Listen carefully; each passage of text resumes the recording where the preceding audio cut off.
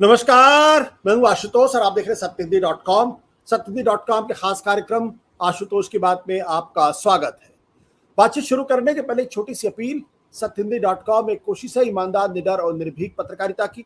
हम अपने उन लाखों दर्शकों के शुक्रगुजार हैं जो लाखों की संख्या में हमारे कार्यक्रमों को देखते हैं, हमारी हौसला अफजाई करते हैं, हमारा मनोबल बढ़ाते हैं।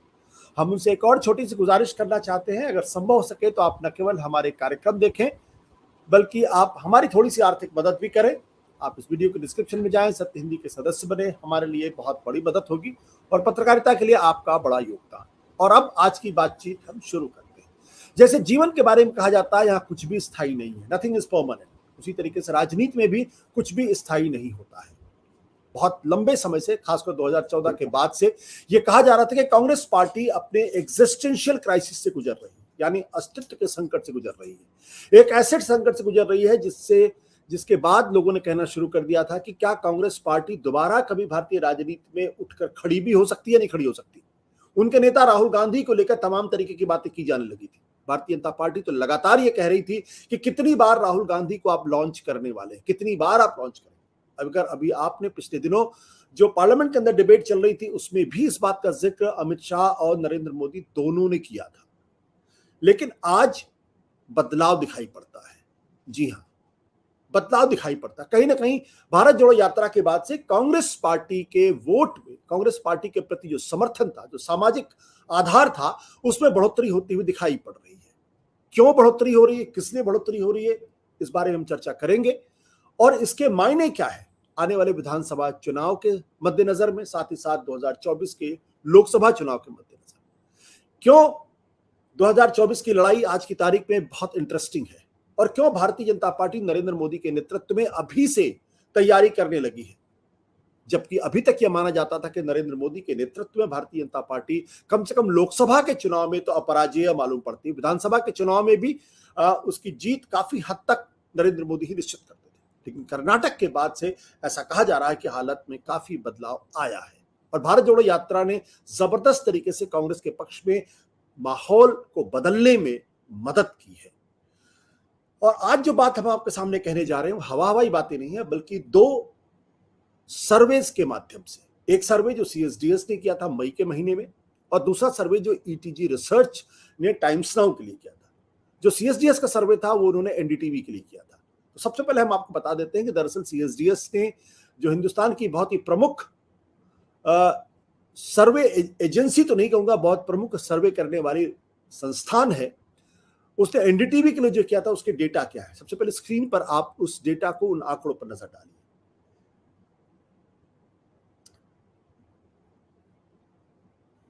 ये जो आंकड़े आपके स्क्रीन पर दिखाई पड़ रहे हैं, दरअसल किस पार्टी को कितने वोट, मई के महीने में सीएसडीएस ने एनडीटीवी के लिए जो सर्वे किया था, उसमें भारतीय जनता पार्टी को 39% वोट मिले थे।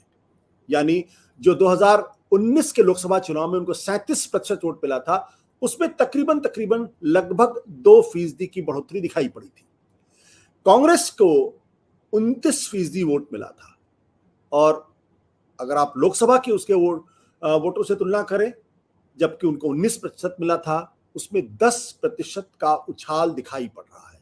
ये अपने आप में 10% का उछाल किसी भी राजनीतिक पार्टी के लिए, वो भी ऐसे समय में जबकि चुनाव नहीं हो रहे हो, तो एक बड़ी कामयाबी मानी जा सकती है। लेकिन अभी भी बीजेपी और कांग्रेस के वोट शेयर में 10% का फासला है।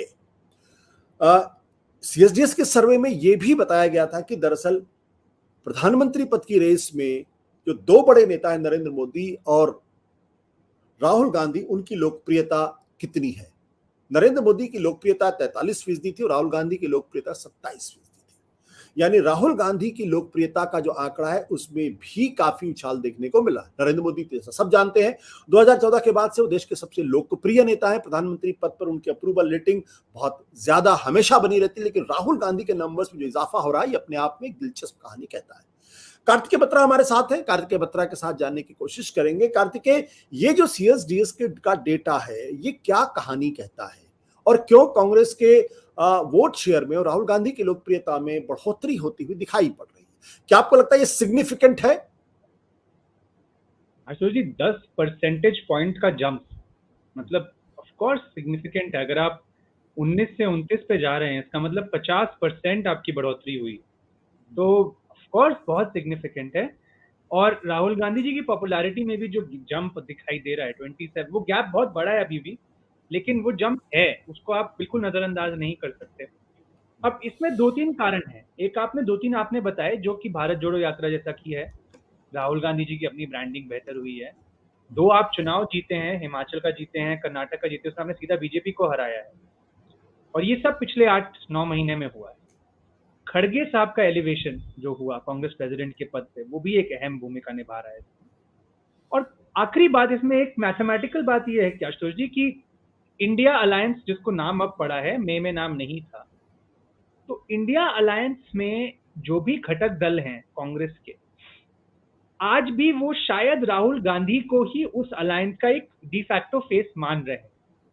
तो कुछ इसमें से जो वोट आया होगा वो अलायंस पार्टनर्स का भी शिफ्ट हुआ होगा, तो ये भी पॉसिबिलिटी है।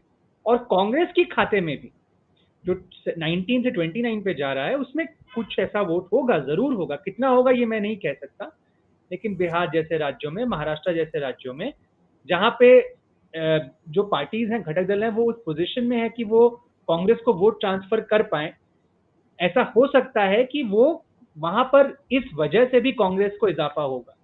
लेकिन अब आप एक काउंटर आर्ग्यूमेंट दे सकते हैं कि ऐसी भी जगहें होंगी जहां पे कांग्रेस के वोटर्स दूसरी पार्टी को प्रेफर, तो ये नेट नेट एक कांग्रेस को बेनिफिट है।